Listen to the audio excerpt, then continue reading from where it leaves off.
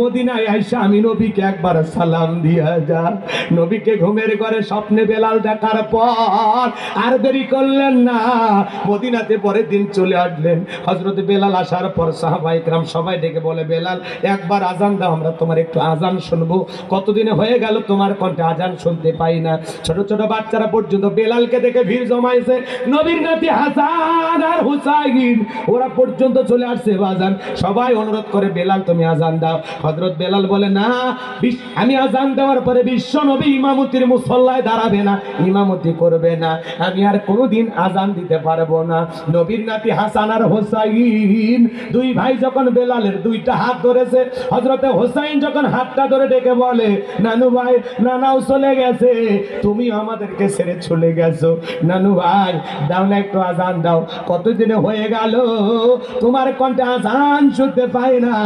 নবীর নাতি হুসাইন বেলালের হাতটা ধরে যখন ডেকে বলে, নানু ভাই, ও নানু ভাই, এই কথা বলে যখন অনুরোধ করে, হযরতে বেলাল তাকায়া দেখে মনে হয় হুসাইনের চেহারার উপরে বিশ্ব নবীর চেহারা মোবারক ভেসে উঠেছে।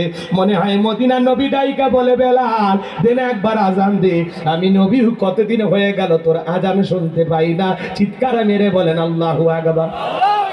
হযরতে হুসাইন যখন হাতটা ধরে ডেকে বলে, নানু ভাই, ও নানু ভাই, দাও না একবার আজান দাও, কতদিন হয়ে গেল তোমার কণ্ঠে আজান শুনতে পাই না।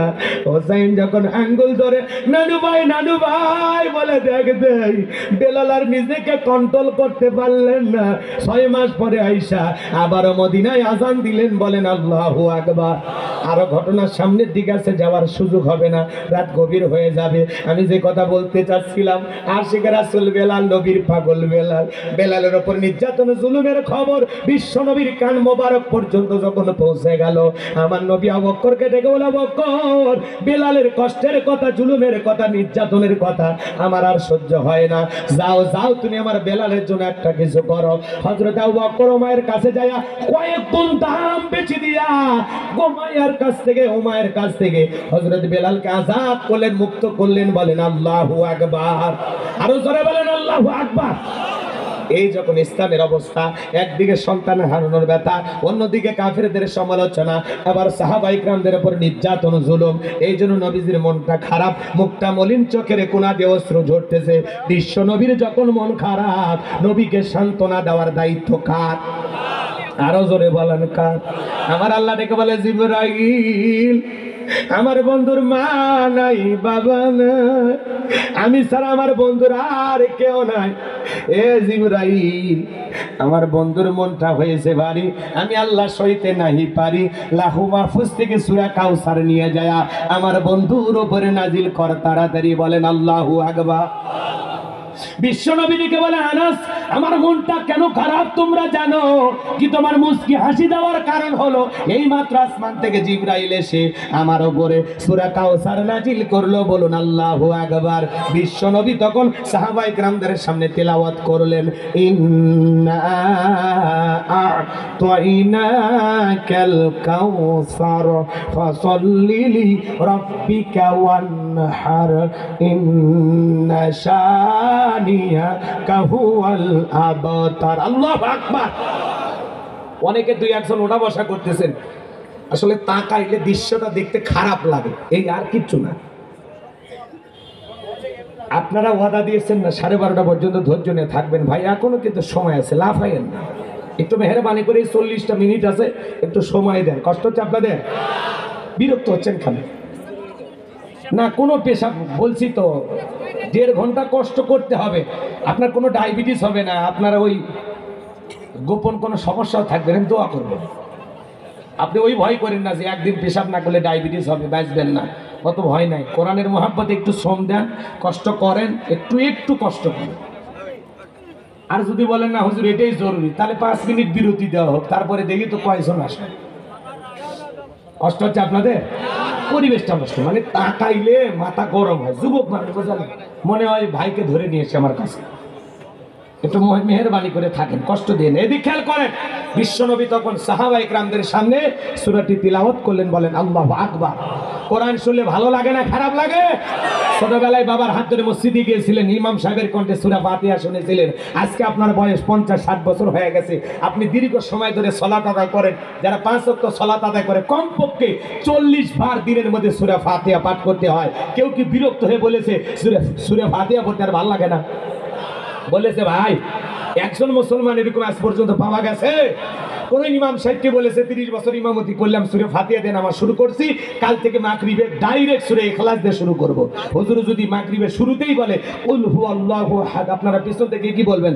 আল্লাহু আকবার। হুজুর আগে সূরা ফাতিহা পড়েন, এরপরে অন্য সূরা ধরেন। কথা বলে ঠিক কি না? আর যে হুজুর সূরা ফাতিহা ছাড়া নামাজ পড়াইতে চায়, বিনা বেতনে চাকরি করলে তার পিছনে নামাজ পড়বো? চলে বলেন পড়বো? তার মানে কি বুঝলেন? কোরআনের ভিতরে আল্লাহ তাআলা এমন একটা আকর্ষণ দিয়েছেন, কিয়ামত পর্যন্ত আকর্ষণ কমবে না। উম্মতে মুহাম্মাদের জন্য এই কোরআন হলো জীবন্ত মুজিজা। সুবহানাল্লাহ বলেন, আর একটু জোরে বলেন। এই কোরআন জোরে পড়লে মজা লাগে, টেনে পড়লে মজা লাগে, মাঝামাঝি সুরে পড়লে মজা লাগে। কোরআন কখনো মুসলমানের কাছে বিরক্তিকর মনে হয়? কোরআনের ভিতরে আল্লাহ তাআলা এমন একটা মধু, এমন একটা আকর্ষণ দিয়েছেন, কিয়ামত পর্যন্ত মুসলমানের কাছে এই আকর্ষণ, এই মধু শেষ হবে না। সুবহানাল্লাহ বলবেন না? যদি টেনে পড়া হয় এই সূরাটা পড়তে ভালো লাগবে কিনা? ইন্না আ'তাইনাকাল কাউসার ফাসাল্লি লিরাব্বিকা ওয়ানহার ইন্না শানিয়াকা হুয়াল আবতার। যার কণ্ঠ যত ভালো, তার কণ্ঠ দিয়ে কোরআন শুনতে তত বেশি মধুর লাগে। আমার কণ্ঠ অত ভালো না, কথা কি বুঝতে পারছেন? কিছু কিছু ব্যক্তি তিলাওয়াত করে মজা লাগে। এই যে মিশরের কারি আব্দুল বাসের সাহেব, আহা কি তিলাওয়াত! কোরআন তিলাওয়াত শুনে মনে হয় কোরআন এখনই নাজিল হচ্ছে। সুবহানাল্লাহ বলেন। কোরআনের জোরে পড়লেও মজা লাগে, টেনে পড়লেও মজা লাগে, আবার তাড়াহুড়ো করে পড়লেও মজা লাগে। এই যে রমজান মাসে যখন তাড়াহুড়ো করে পড়ে বিসমিল্লাহির রহমানির রহিম, ইন্না আ'তাইনাকাল কাউসার ফাসাল্লি লিরাব্বিকা ওয়ানহার ইন্না শানিয়াকা হুয়াল আবতার আলিফ লাম মিম যালিকাল কিতাবু লা রাইবা ফি হুদাল লিল মুত্তাকিন। আল্লাহু আকবার। আপনি আমি নামাজের ভিতরে বলেন, এদিকে খেয়াল করেন, সূরা ফাতিহা পাঠ করি, অনেকে তিলাওয়াত কিন্তু ভালো না। আলহামদুলিল্লাহি রাব্বিল আলামিন আর রহমানির রহিম আছে না? ওই যে আমাদের অলরাউন্ডার কি কয় বিসমিল্লাহির রহিম। আহারে মুসলমানের বাচ্চা, অবাক আমরা, কথা কোন ঠিক কি না?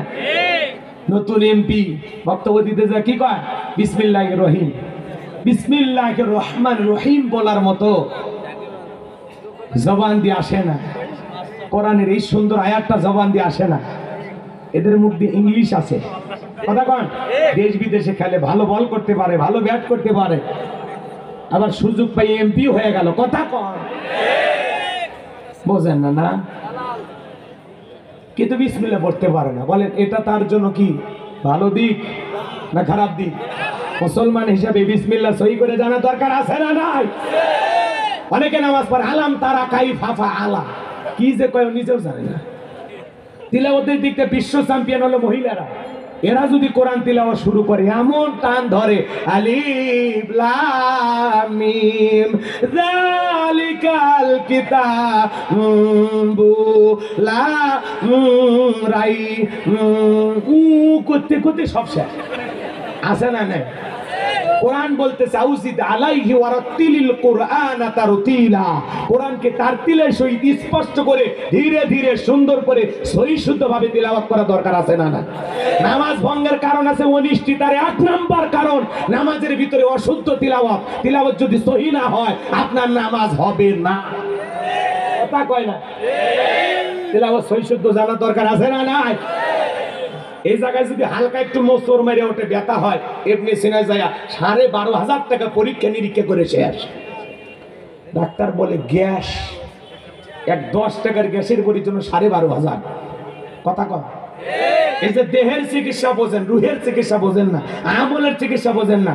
500 টাকা 1000 টাকা ইমাম মুয়াজ্জিমের হাতে দিয়ে বলেন, হুজুর আপনাকে আমি 1000 টাকা দিলাম, দেখেন তো আমি 2 রাকাত নামাজ পড়ি, দেখেন তো আমার তিলাওয়াত সহি আছে কিনা, রুকু সিজদা ঠিক আছে কিনা, দেখেন তো আমার দোয়া তাসবিহগুলো ঠিক আছে কিনা। কথা বলেন না কেন? তখন বলেন এসব শিখাইয়া টাকা নেওয়া জায়েজ নেই। হ্যাঁ, ডাক্তারের কাছে যা বলেন যে ভাই ডাক্তার মানুষ, মানব সেবা অনেক বড় ইবাদত, টাকা নিন না করে এই ভিক্ষুক নিচে নেমে দেন। কথা কন ঠিক কিনা? হ্যাঁ, ভালো কাজে টাকা ব্যয় করেন না। রাগ করতেছেন আপনারা? কোরআনকে সহি শুদ্ধ ভাবে জানা দরকার আছে না নাই? তাহলে কোরআন জোরে বললেও মজা লাগে, থেমে পড়লে মজা লাগে। কোরআনের ভিতরে আকর্ষণ দিয়েছেন কে?